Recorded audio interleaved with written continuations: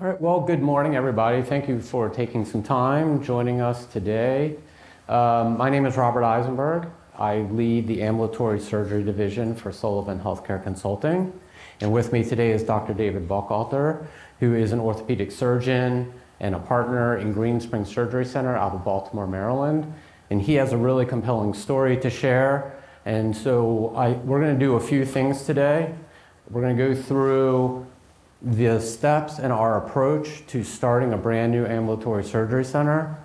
For anybody who may already be involved in an ambulatory surgery center that may be underperforming, or maybe you're unhappy with a management partner you have, we're going to share our approach to those things and maybe how we can bring some value in helping to drive the performance of your center. And then we're going to have Dr. Buchalter share his journey of his center, where very busy orthopedic center, had some challenges, made some changes, and now his center is thriving. And so he'll walk you through sort of what happened with his center and where they are today. So I'd like to just better understand, kind of by show of hands, how many people have no idea what an ambulatory surgery center is? Okay, because we've had those conversations while we were here today.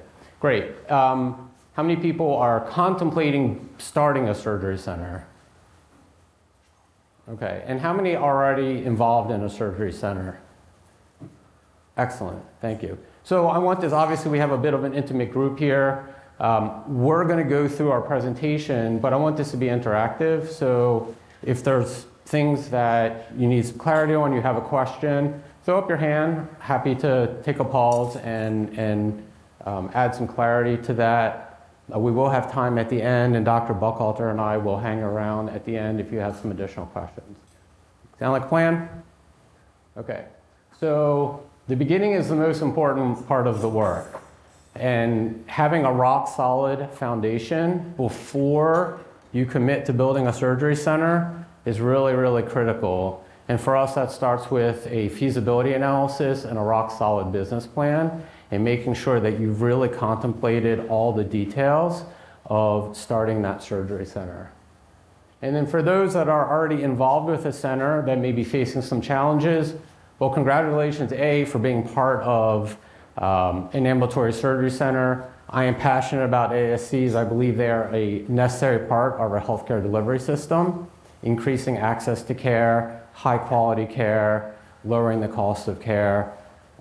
We know that roughly 70% of all surgeries in this country can be done in an ASC, and I've been involved in the ASC market for over 20 years, and I'm passionate about it, and if I can help folks to be successful in it, I'm a happy guy. And this quote from the wisest of all is, "Starting or managing an ASC can be rewarding but also challenging. The question isn't just how to start, but also how to succeed." And we see this all the time where physicians, hospitals start an ASC, they get it open, and then it struggles for any number of reasons. What you do in the face of those struggles will determine the long-term success of that ASC. So these are some of the common startup pitfalls that we work all around the country. We even do some international work. And these are the most common pitfalls that we see, and that is, A, overbuilding the facility, sort of having this mentality of, if you build it, they will come, and when they don't, then you have a really expensive facility and a lot of overhead, and it's really, really hard to recover from that. So we make sure that we are right-sizing your facility. Unrealistic timelines. It takes a while to start a surgery center, and you have to make sure that from an operational and planning perspective, you've thought through a realistic timeline, and we will help you to set that. Lack of a realistic feasibility study. This is a big one because a lot of times you overestimate the types of cases and the volume of cases that will be done in your ASC. And the result of that is that you end up with an unrealistic feasibility study where you are projecting a certain amount of revenue, And when you don't achieve that revenue, boy, you're starting your whole project kind of digging yourself out of that hole. Lack of stakeholder engagement. You would be surprised how many projects we get involved in where the physicians invest in the surgery center and then we can't get them to a board meeting, we can't get them to make critical decisions. It's just sort of this lack of engagement, and it's not a great recipe for success. So for those that are contemplating starting a surgery center, just know the success, you have to be involved. I mean, it is a big undertaking. And then the last piece is the undercapitalization of the project. So again, this goes back to good financial planning in the beginning, doing that feasibility analysis, and making sure that you have enough capital not only to build out the facility, but there is a period of time once that facility is open that you are not going to be in a positive cash flow situation. So you need to make sure that you have enough capital to fund you during the beginning part of operations, usually for 3 to 6 months. And so often that gets overlooked where folks are just mostly focused on the startup capital needed, but not the operational capital to carry you through to your cash flow positive. So again, Right Partner Sullivan has been doing this for over 50 years. We started some of the first surgery centers way back in the late 70s. Really our value proposition, I think what makes us different is that we customize our approach to every one of our clients, and we're very flexible in our approach with all of our clients.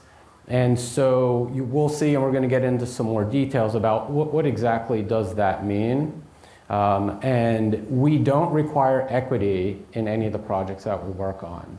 We are a big believer that you, the physicians, are driving all the revenue, you're bringing the business, you're taking the risk, you should be the owners of that surgery center. So unless it's a win-win for both of us and you ask us to be an equity partner, we don't require that at all, okay? So we do provide the full breadth of services that support an ASC, starting with opening an ASC with the feasibility assessment, development, management, but also for existing surgery centers that might have a knowledge gap or may need some interim leadership or maybe getting ready to go through accreditation, recertification, any of those pieces. We are happy to come in and provide just those services sort of on an a la carte basis that you may need, based on where your surgery center is today.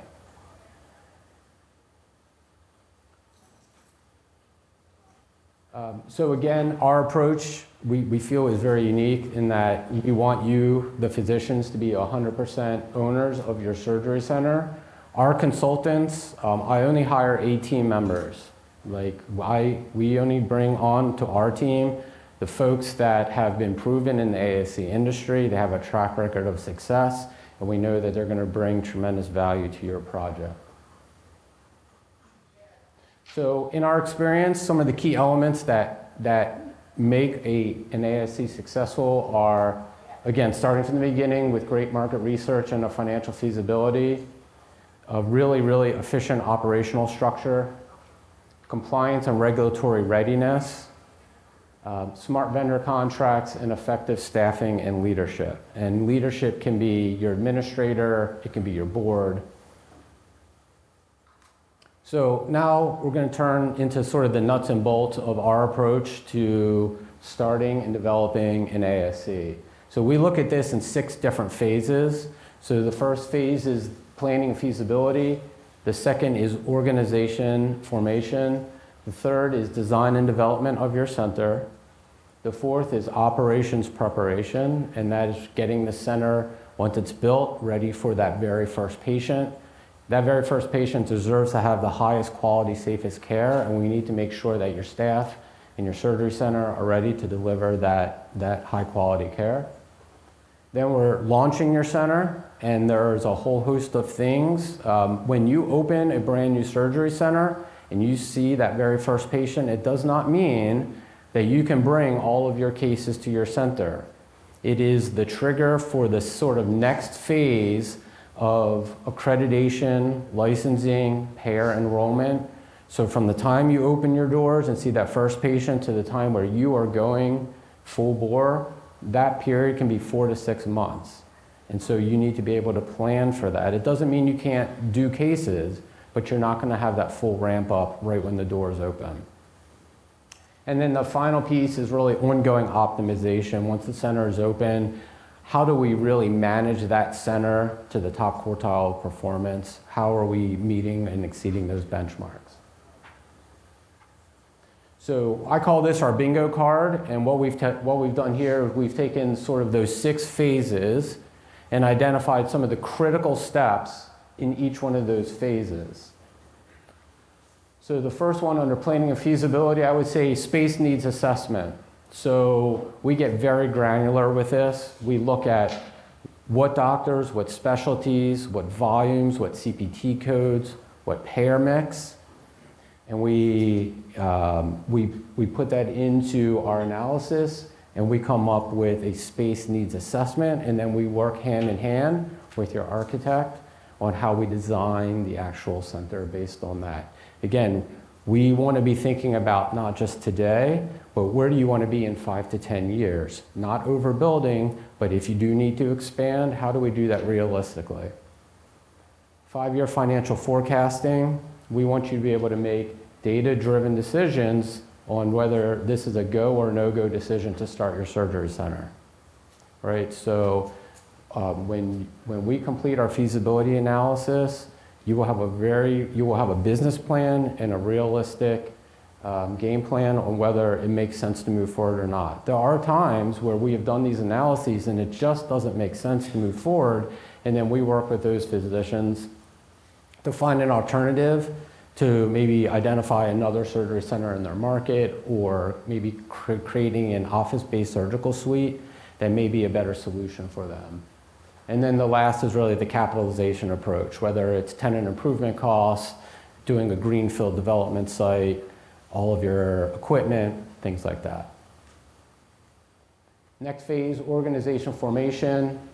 How do you set up your governance structure, your board, your operating agreement, which really dictates who can own the center, how those ownership units are transferred back and forth, what happens in certain circumstances, what if you retire, what if you want to sell your ownership shares, how is your board makeup completed?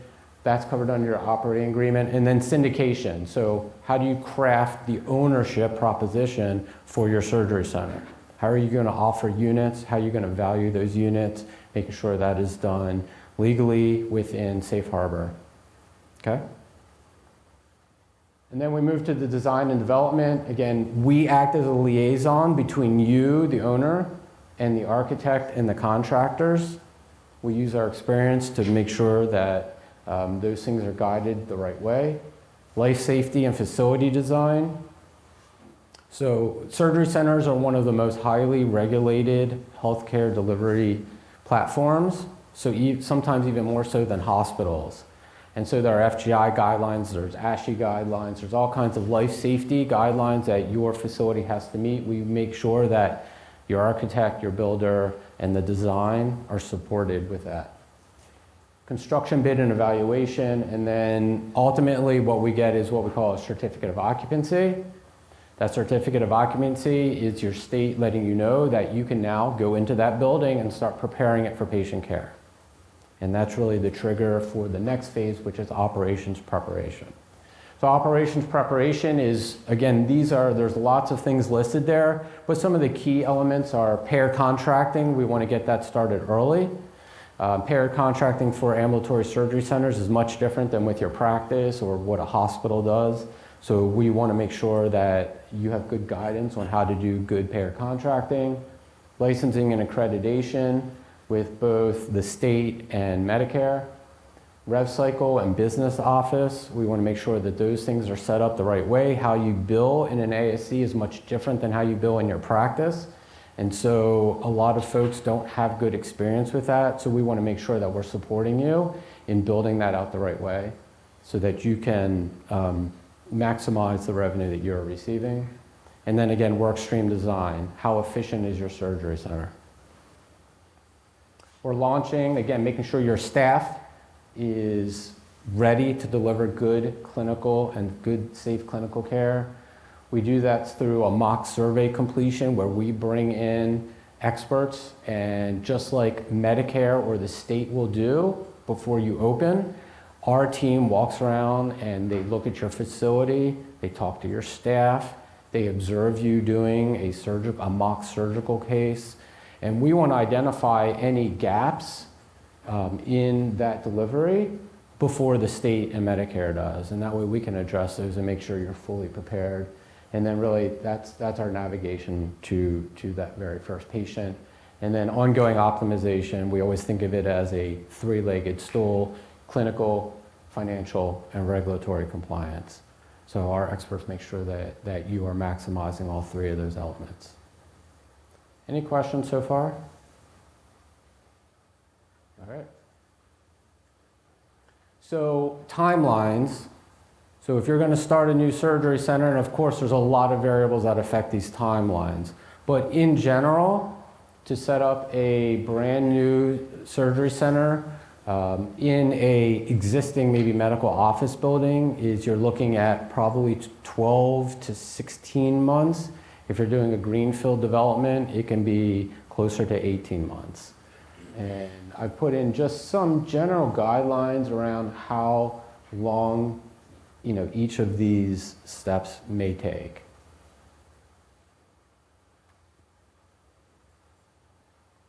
So just a couple client testimonials, and these are a few different types of projects. So this is a project we did with Northeast Georgia Health System, creating a brand new 4 OR 2 procedure room surgery center.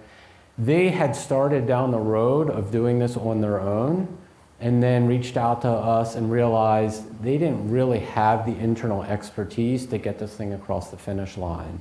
So we partnered with them and their executive team and their leadership to get that center fully developed, ready for patient care. We helped launch that center, and right now that center is doing great. And this center was 100% hospital-owned ASC. Greenspring Surgery Center, Dr. Buchalter Center, is one where this turned into a turnaround project and also a separation from an existing national management group to becoming fully independent. And Dr. Buchalter is going to share that journey with you in just a bit. And then the last one is we did an amazing orthopedic project with St. Luke's out in Boise, Idaho, where they started to build a hospital prior to COVID. When COVID hit, they put a pause on that and decided to pivot. In that pivot, they decided to turn that facility, a 240,000 square foot facility, into a dedicated orthopedic center. And so they built 12 operating rooms, rehab, DME, all the orthopedic practices are there, radiology. It is one of the most beautiful, patient-centric places that I've ever seen. It has the executives work there, and now that did open as an HOPD, not an ASC, but they wanted it run like an ASC to the ASC metrics. And so we brought in our team and we worked with their leadership team to make critical decisions, everything from governance to the layout of the center, to their staffing models and how they were going to ramp this thing up. And but we wanted to make sure that it was run to ASC standards, and that is what that is how it is operating today. I went out there just a couple months ago to sort of check in and just say hi, and it is one of the most impressive places I've ever seen, and it is all orthopedic centric, 240,000 square feet. So just a little pivot now. So now we've gone from sort of our approach to building out a brand new surgery center. And for those that may already have their existing surgery center, you may or may not be running it on your own, or you may already have a national management group. In our experience, we are being contacted by physicians who have their own surgery center. They may have already partnered with a national management group and are pretty unhappy, and are looking for maybe an alternative to that. So some of the reasons why folks do partner with national management groups are, you can see that on the left, some access to capital, revenue cycle management, and they sort of have their cookie cutter approach, and they say, we can give you a turnkey solution to starting your ASC, and all you have to do is just sort of show up on day one. But the downfall is there's lots of conflicts of interest there, there's lack of flexibility, there's bureaucracy. They often demand equity in your surgery center. We have seen reduced payout to physicians, poor management, and they often impose a fixed management fee, whether they perform or not. You're still paying them their 6% or whatever the negotiated rate is. So what we do is we customize each of our approach to each of our clients. So we sort of that bingo card approach where we would sit down with you and really identify what services do you need from us. We do not take a cookie cutter approach. We only want you to engage with us in the areas that you need help with. So if you have internal capabilities and feel like you can handle lots of things on that bingo card, that's great. We'll just customize our proposal to exactly what you need. So, and this is where Dr. Buchalter is really going to highlight these next two slides, and that is going from an ASC with a national management group that you're unhappy with, how do you unwind potentially that relationship? And then how do you thrive post, now that you've become 100% independent again and you don't have the support of that national management company? How do you thrive in that environment?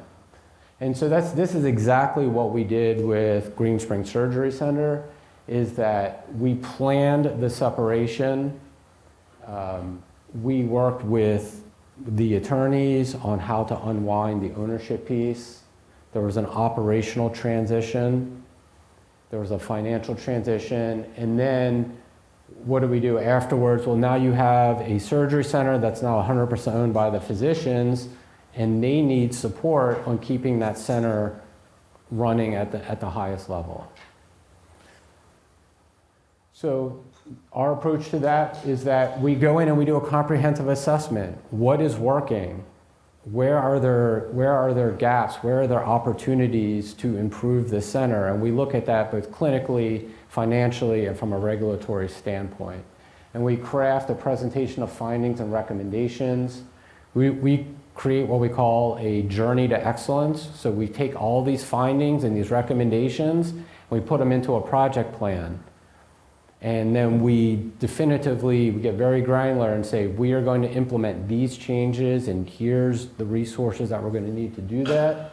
We execute that plan, and the end result is that now you have a thriving, not just surviving surgery center that is now 100% physician owned and distributing money to the physician owners like it should.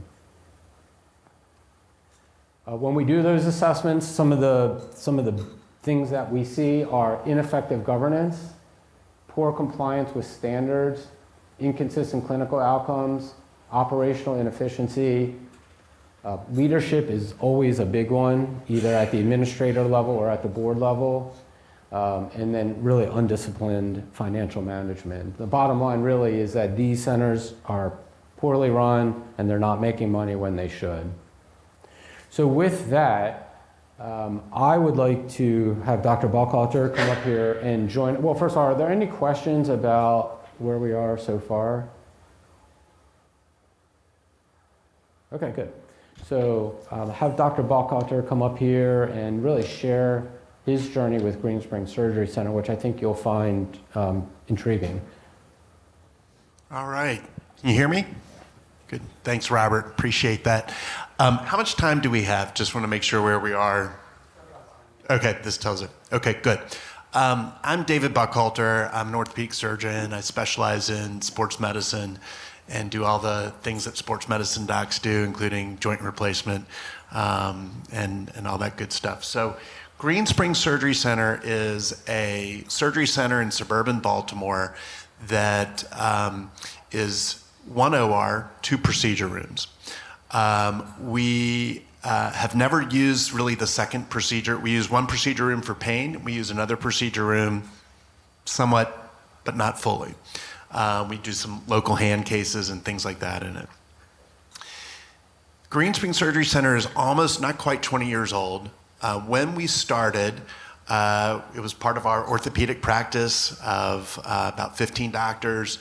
We kind of did it in-house and realized that we were having some trouble kind of managing and running it. Administrator at that time just didn't kind of have the wherewithal. So we sought an equity partner. We had an equity partner. It was a small boutique equity partner, and we did okay with them. We were able to, it was a highly leveraged center. We were able to make a little bit of money. In fact, maybe I shouldn't, Robert Eisenberg was actually the administrator, nurse, MBA administrator of Greenspring Surgery Center at that time. So that's how I met Robert. That center then sold to a national management company. And we were told that it was going to be great, all the advantages that Robert showed of a national management company. One thing led to another, and the bottom line is it just was never a fruitful relationship. Periods of where it kind of seemed like, maybe a little something, but for the most part, not good. So after some years of not making any money, frustration with leadership, partners, you know how it is, your partners start to get frustrated, you're frustrated. We said, look, we've got to get this national management company out. It is a terrible relationship. It's not good. Nobody's making money. Nobody's happy. Everyone's just frustrated. So at that point, we started thinking about not only how to get them out, but what to do afterwards. And Robert is someone who I had worked with previously, was one of the people I contacted in sort of consulting and saying, hey, here's kind of where we are, here's where we want to go, and here's what we want to do. So my job today is really, I'm going to tell you a little bit about us and our experience, and also I'm going to tell you some of the things that Robert really can't tell you himself, which is why you should consult with Sullivan Healthcare Consulting. Kind of the real reasons why, besides like all the reasons here, like we're very organized, we do things a certain way, we know what we're doing. But the real reasons, and the real reasons I think are that you can trust Sullivan. And I think that's the biggest thing. I think that we're all, I don't know exactly where everybody practices, whether you're independent or whatnot, but the bottom line is I think we all look at ourselves as generating cases, generating revenue, we're charging hard, we're doing our part. But we can't do everything, and it's kind of hard in this world to kind of run everything completely. But how do you maintain autonomy? How do you maintain independence, yet have good partners who can help you become profitable and happy? And that's what we've experienced with Sullivan over this many-year journey at Greenspring Surgery Center. So I think if we go to this slide, what I can tell you some of the challenges were. With the national management company, there was ineffective leadership. One of the biggest things is they would hire administrators for us. And they were just filling spots. Some of these people kind of knew what they were doing, some of them didn't. But it's just kind of a big, amorphous company, and they were just kind of filling spots, and we were trying to make the best of it. And they just weren't particularly good. We also had a revolving door of vice presidents. So the vice president from the national management company is supposed to be kind of your liaison to all the benefits of the national management company. But we would have, it was like every 8 to 10 months, they would just reorganize and move people around. You never could develop a relationship. You could never get any of that customization. And they were always trying to sell you the national management company's agenda, not your specific agenda and needs. They were always trying to, this path, a total joint pathway. We'd already developed a total joint pathway on our own. We didn't need theirs. Bundles. I'm in Maryland. Maryland, you just can't do bundles. It's really, really hard to do bundles. A little bit here or there, but they were like, we're all about bundles. We're like, that would be awesome. We're all for them too, but our experience being on the ground here in Maryland is that can't happen. So there just wasn't this alignment. Other things, regulatory and compliance, and we had a few things. We had some issues with timeout that Sullivan was able to come in and introduce. Operational inefficiencies. We would have 8 nurses sometimes for a day with 1 OR, 1 pain room, and a procedure room that we use sort of real sporadically for little local hand stuff. We all know you don't need 8 nurses. How did we have 8 nurses? There was no leadership. It was the tail wagging the dog, and we knew that was the problem. We saw the problems. Everyone loves the nurses, but nobody wanted to do anything, and we really needed leadership to come in and say, look, here are benchmarks, here are standards, here's how you get your expenses under control. Financial performance, look, as I said, we were getting minimal to no distributions. 1 year working with Sullivan, we distributed $800,000. And there are 10 of us. So listen, I'm sure every geography is different. Maryland's a tough payer place. But I think for each of us to make $80,000, we had not made that much. And for each of us to do that when we were kind of getting a little here or there, that was like in 1 year, it's a really good move. And they were able to do some very concrete things that we needed help with. Contracts, we had underperforming folks doing revenue cycle management. So we brought revenue cycle management in-house, which again, tailored to what we needed. We didn't need an administrator on site necessarily, so we were able to eliminate some expense there. And in this post-COVID world, we're able to do sort of a hybrid kind of remote type of thing that works really well. Supply chain, we had some poor inventory management. Again, the national management company didn't have skin in the game. Okay, they were making money. They had equity. Okay, not a lot, but they had equity. They had a management services fee based off of revenue only. Okay, so they did not care how much, if the lead nurse wanted 8 nurses there, great. If that keeps her happy and everything, great. That costs money. If your inventory is not tightly managed, who cares? Okay, and so they were making their money anyway. They were associated with a number of other kind of subsidiary and smaller companies who they were kind of in bed with, and they were kind of trying to feed each other and make their money that way. Their model was not aligned with ours. So Robert mentioned a word, customization, and I think that's really what you get with Sullivan Consulting, is they come in, it's a small outfit, they don't have an agenda other than to help your center do better. They want to make money. They're going to charge you a fee to do the work, okay? But they don't require equity. And one of the things that we were able to do is we were able to arrange a financial thing where it was not just off of revenue, but also included expenses, which is something that we knew we needed help with. So Robert and I were able to craft something that was based off of EBITDA. And I think that's what we were looking for. We were looking for an arrangement that would be well aligned, where if we do better, they do better, and we've been able to find that with Sullivan. So this is actually really easy for me to do. What we wanted, exactly what I said, deep expertise, flexible partnership model, great results, and that's what we've gotten. Robert, as he mentioned, he brings in subject matter experts. So one of the things we needed was revenue cycle. So we were able to get a really incredible person to help with billing, revenue cycle, bring all of that in-house. Flexible partnership, again, the customization, great results. I told you a little bit about that. Happy to share more. And then what did we do? The board got excited because we were able to do these things that we knew we needed to do, but we didn't have a partner to help us do them. We were coming up with solutions. We were able to right-size the staff. So now that we're not paying, out the wazoo for staff, and that makes the staff actually feel better, because the staff is feeling like, hey, there aren't all these people running around or not doing anything. Everyone's engaged, working together as a team to their full capabilities. Effective hands-on leadership. Again, Robert's brought in people who have really been able to help train our staff, rigorous oversight of operational processes, making sure that everything's running smoothly, revenue cycle management in-house, huge benefit, and then ending some low-value vendor relationships.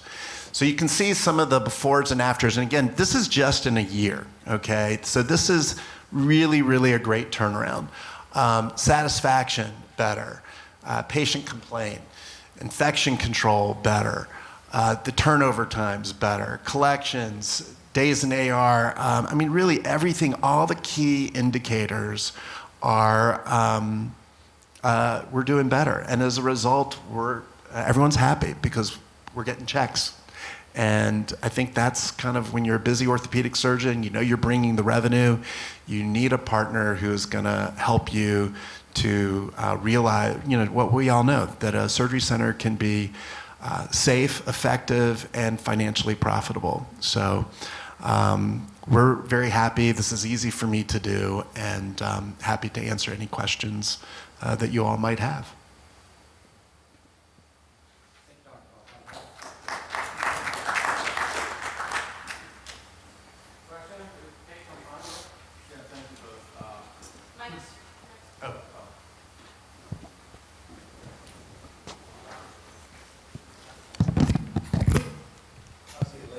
Yeah, thanks, guys. My question is your benchmarking data. Are you using ASCA, data? Is it proprietary data? Just curious on how you're benchmarking. So it's a little of both. So Sullivan, over 50 years, we collect a lot of data. That's one of the things that we are known for is data collection and data analysis. We have a whole data team. And so we've collected millions of data points on case data, like case times, by CPT code, by procedure type. So we use those data points, but we also are every quarter, we also use the ASCA data, and we also occasionally pay for some outside data as well, just to validate that everything's sort of aligning. Yeah, appreciate that. Yeah. Second question, if I can, Sure. is case costing. How advanced is the case costing, right? Because Incredibly advanced. It's all over the ballpark. Yep, no, incredibly advanced. So one of the things we do when we are setting up a surgery center, whether we're using, no matter what EMR we're using, whether it's HST Pathways or SIS or Epic, no matter what it is, we always start by building electronic preference cards. So every surgeon, every procedure that they do, we have a built-out electronic preference card. So when the circulating nurse is in the case, we start with sort of a baseline, and then at the end of the case, whatever we add, if it's implants, if it's more supplies, whatever it is, we add that, and then at the end of the case, in real time, we know exactly the direct case cost and the contribution margin for that case, because we know who the payer is, we know what the plan CPT codes are, and we can overlay a revenue estimate against the known direct case costs, and we can tell you right away what the contribution margin is of each case. So that should we be doing more of these types of cases or more of these types of cases? You gonna open up a second ASC? Maybe. I mean, I'll tell you what, when you get engaged surgeons and people are happy with their ASC, more surgeons come to your practice. Having a successful surgery center, as you all know, is key to recruitment. I don't know what size, practices y'all are in and things like that, but success begets success, right? An opportunity. Any other questions?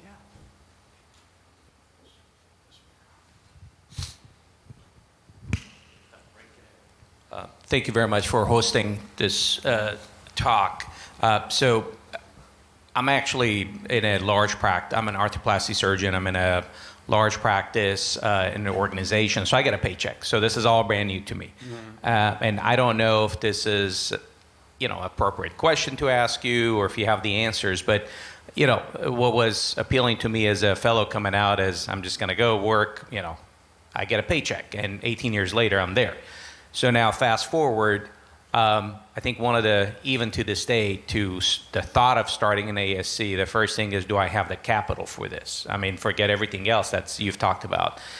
Are you able to speak to that of how feasible is it to actually start an ASC for somebody like me who is not in private practice, don't have an ASC, even though it was not running as great as you would like? So basically starting from scratch. So are you able to speak to that as, you know, how much capital do you need, and is it even possible? How do you do that? And if that's appropriate, if you can answer it, that'll be great.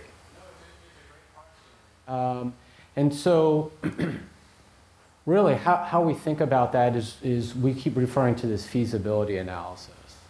And there needs to be a critical mass of cases for it to be worth it. Even if you build a small surgery center, it is still a considerable investment. And so we always start by saying, like, who's going to use the center? What is the case mix? How many cases are they going to bring? And we start there. And then we say, okay, well, how big a center do you need? What kind of equipment do you need? So what is going to be the capital needed to do the tenant improvements, build the physical plant, the structure, the equipment? And then we overlay that against, well, how much revenue are we going to bring in? What does that 5-year pro forma look like? How much of that has to go to debt service? So, you know, our feasibility analysis is essentially a business plan that you can take to a bank. Banks love to finance ASCs and physicians, as you know. They love the opportunity to fund those. So that's usually not an issue, and different ones have different requirements on how much they will fund. Usually it's at least 80%, which means that you would have to come up with 20% of the capital on your own.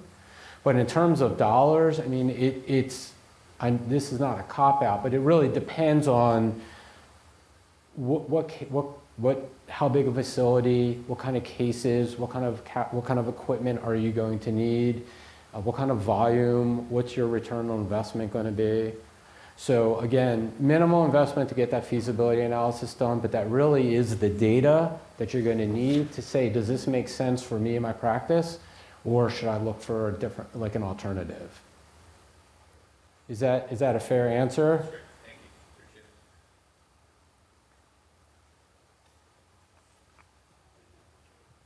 it. Yeah, thanks for the nice presentation. I actually have 2 surgeon friends that we were talking about ASC yesterday, and one surgeon opened an ASC and has a lot of problems you just mentioned. Mm-hmm. So I guess that's going to be a very good introduction to him.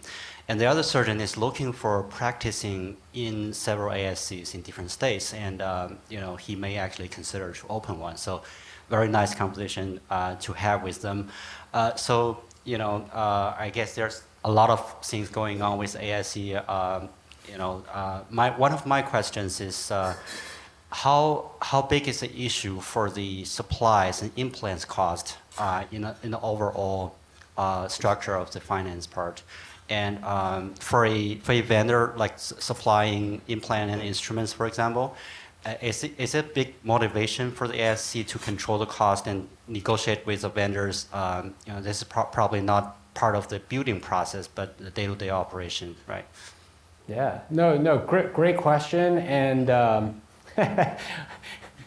we've got someone from Arthrex as an example who's with us today. And so some of the things that we talk about, not just with Arthrex, but with vendors all over the place, is what makes the most sense in terms of capital equipment, consumable supplies, implants, trauma, all the warranties you need for that equipment. The more you kind of are engaged with a vendor, the more they are willing to work with you to reduce the cost of all of those things. Now, one of the things that does require is the stakeholders in your ASC need to be pretty aligned that they're all going to be okay using one vendor for a lot of things. It doesn't mean you can't go outside and use different implants from time to time or things like that, but the way you get the most economies of scale and the best discounts is by, you know, engaging with a vendor for as many things as you can. So we do that all the time, where we would reach out to maybe 3 or 4 select vendors and say, we're starting a new surgery center, or we're adding a new service line. You know, here's what we think we're going to need, and then we work with them to get bids. We put all that together and we take it to the ASC board. We're not the decision makers. We take it to the board, the owners, and say, here are your choices. Here's what we've been able to put together. And then we allow, you know, they make the decision on how they want to go. It's not always the lowest cost, but sort of what is the best value for the center. Did that answer your question? Yep. Okay. Thank you. I use the word alignment when talking about, you know, with surgeons and the management company. I think related to what you're talking about, alignment, any kind of partnership where this is a group endeavor, alignment is important. So I don't know whether it's you and the other people, you all might do something or people are talking about, but I think the biggest thing is making sure that the surgeons who are working together are aligned in the goals and aligned in their degree of flexibility. Because if people are pretty rigid about, you know, vendors that they'll use, it limits your options. Yeah, it doesn't have to be one vendor right away necessarily, but you just want to make sure that you and whoever you're working with kind of see the world similarly. And when it comes to making decisions, you think that you all are going to be pretty close to on the same page about how to make decisions. So if you have one person who's really rigid and other people are flexible, that can be kind of a problem. And as you're planning this, you may want to think about that and hash that out. So again, I think it's just having partners with whom you're aligned and kind of when all these issues come up, you kind of say, look, I think we're going to kind of be on the same page or relatively easily get to on the same page. And that'll make a big difference with what you're talking about. You're welcome. Well, we'll hang out here if anybody wants to continue the conversation, but thank you for spending some of your day with us. I appreciate it. Thank you.